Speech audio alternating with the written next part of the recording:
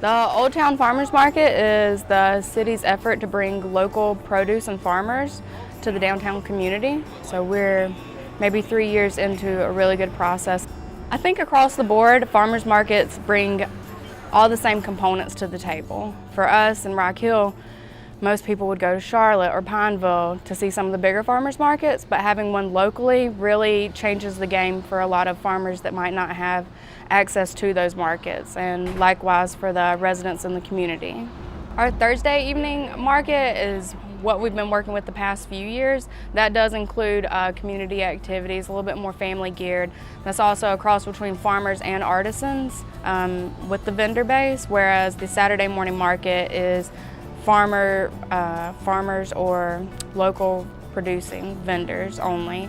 Also on the Thursday night market, we have yoga in the park. We'll have some kids activities like free face painting, such as this week we'll have free face painting. Maybe next month we'll have a gym mine out, just different activities for the family to enjoy. And this is our first year partnering with Legal Remedy for a spring market that's gone so well. It's moved into a summer market and now a fall market. Legal Remedy Brewing is a brewery in Rock Hill, and it's really about the community and the environment as much as it is about brewing beer or having great food. Our patio awnings are solar panels. We grow some vegetables in our garden. We host farmers markets. We hold classes for farmers to teach them how to sell to the community. Vegetable scraps and stuff like that go to Critter Creek Farm to feed the goats and the chickens.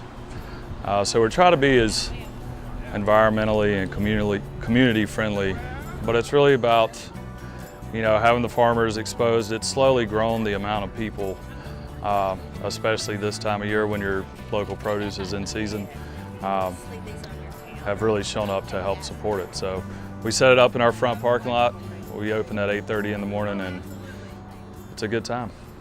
Some exciting things that we have at our farmers markets are, I have a lavender vendor. It's Carolina Lavender. They're just outside of Gastonia, North Carolina, so they do travel south for this market.